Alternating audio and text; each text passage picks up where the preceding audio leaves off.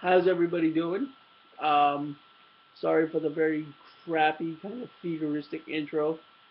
Um, I'm following in the tradition of my brother, who does these weekly video blogs about his experiences through life and what they mean to him.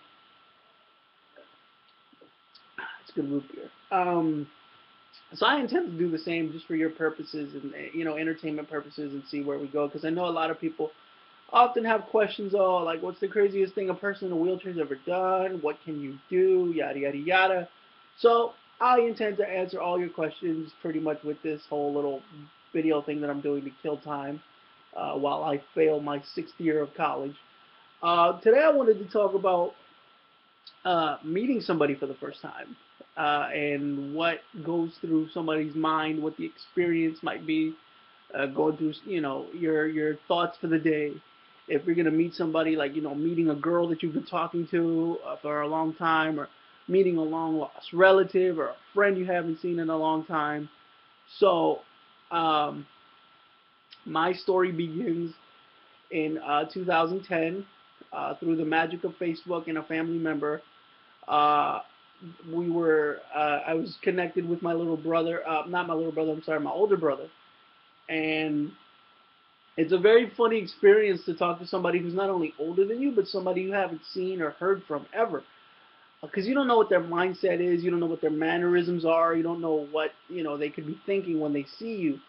Uh, a lot of my family from that side at one, used to think that I was like an alien, but nobody expressed that more than the older brother that I met, which is extremely hilarious because any now that we know each other very well now, any avenue that he finds to crack a joke on me, like he'll do at the expense anywhere, anytime. I think he told me the only place he wouldn't try to embarrass me with a wheelchair joke is at a funeral or in church. Which I thank him for that, but even though I don't go to church that often, yeah, I know I got to work on that.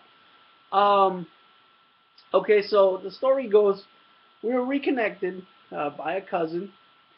I keep seeing a like we've lost contact. Okay, but we were connected by a cousin. I don't know how it came about that they were talking, but I mean he caught wind that I was his brother. And okay, so we talk to each other, we get each other's number. We talk for a long time, and of course he doesn't know me, I don't know him, which is always a fun experience. So we set a date to meet, kind of like a guy and a girl do when they want to go out on a date or something. So we set a date to meet, and we decide to meet at a mall. Neutral location. If one doesn't like the other, one goes to Target, the other goes to Fye. Um, so we decided to meet at the food court. Uh, and what I'm expecting is kind of like a ghetto thuggish kind of dude. I'm not saying that all my family members are like that, but that's kind of like what I was expecting. He surprised the fuck out of me. Nicely dressed cat, khakis, ironed and pressed to the brim, spick spat, shiny white Jordans and a black polo. I'm sitting here in my, what was I wearing that day? I think I was wearing a black long sleeve shirt and some blue jeans, looking like your average douchebag.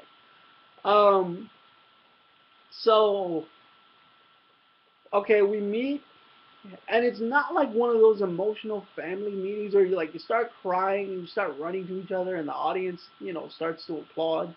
No, people were minding their business behind us.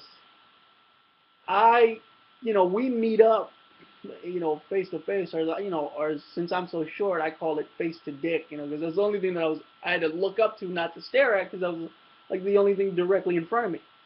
Um, we meet and we talk, and I'm like, hi, I'm Freddie, I'm your brother, and he looked, there's a moment of silence. He looks at me, I look at him, he looks at me. He looks at my wheel. I look at his hair. He looks at my armrest. I look at his shirt. After about 2 minutes of silence, the first thing that comes out of this guy's mouth is, "Can you fuck?"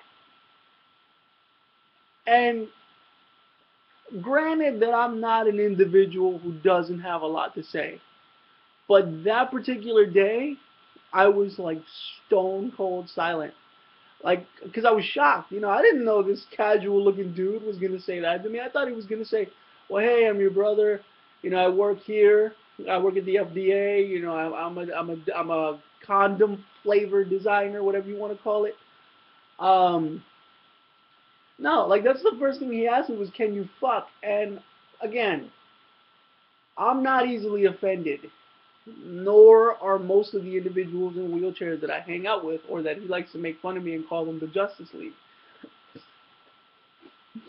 Uh, okay, so um, I'm not easily offended, but part of me was shocked. Like, I was sitting there like really, dude? Like, that's the first thing you're gonna ask me after not even knowing you were alive for 23 years?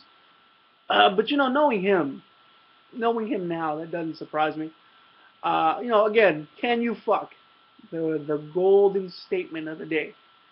I tried to like avoid the question, like play the role of the guy in the wheelchair very well, like he did. I didn't know what he was talking about, but I just couldn't do that because I like the real side came out of me. Like I was just too real with it.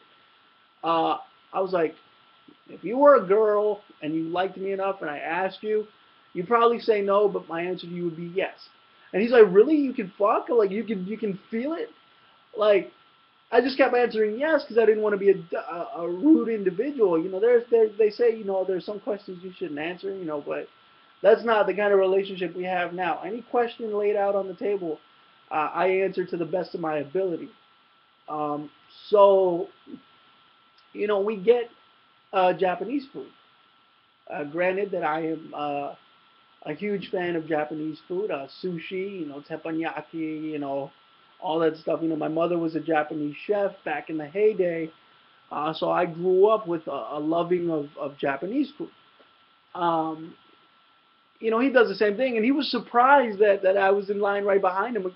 Thankfully he bought me dinner. No homo. He bought me dinner, and we both had Sakura. I think I don't remember what I had exactly, but that was the order of that. And like we sat down, we started talking. We didn't even talk about, well, have you heard from uh, dad lately, or did you know that you have another 20 something cousins, another 4 or 5 brothers? No. Like the only thing we talked about during dinner the whole time was my sex life, which is hilarious because I like to say lack thereof. You know, so his line of questions grew stronger. It went from can you fuck to can you jack off to what's the longest time you've lasted in bed with a girl, all the way to so if you get a girl pregnant, how does that work? I think one of my favorite questions that he asked me was how can you fuck? Do you have enough strength in your balls to do so? Again, here I am choking on my rice and my granted I put wasabi mustard on it and I'm sitting here almost like making a complete ass of myself. But I'm laughing because these are the questions that you don't expect somebody to ask when you first meet them. It'd be like a guy asking a girl 5 minutes into their date, so what's your cup size? You know what I mean? Like, granted, this is a whole nother realm of shit, but it's really funny, and I answered every question that I could to the best of my ability. And the really fucked up part about it was he didn't even seem that impressed.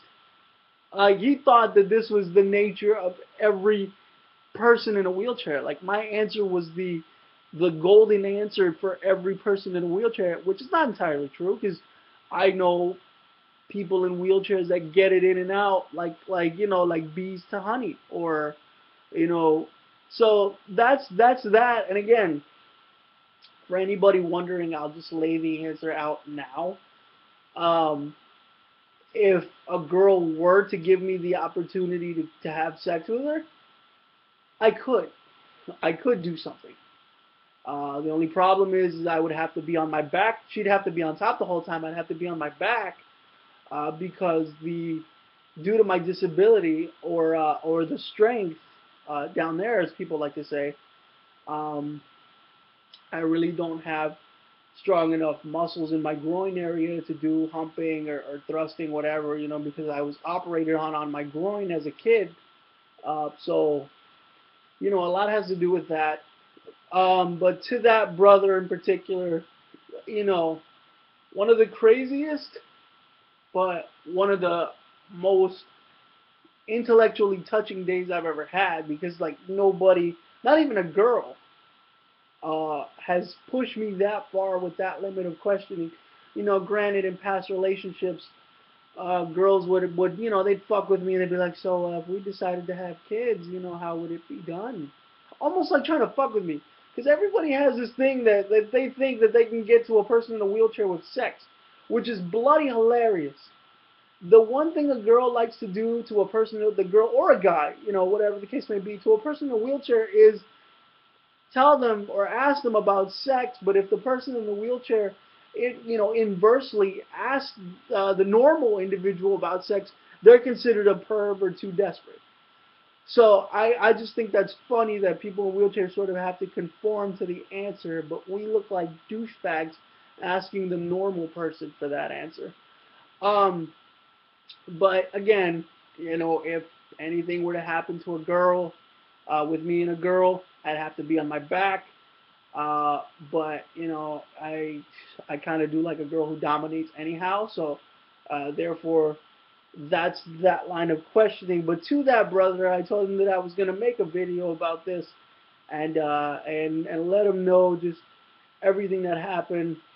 Before I cut this off, I just want to say that that night was so funny because we wound up, just rolling. I say rolling, but he was walking. I was rolling around the mall with him, just talking to him, and we were catching up so much so that my transportation left me, and I needed a ride home.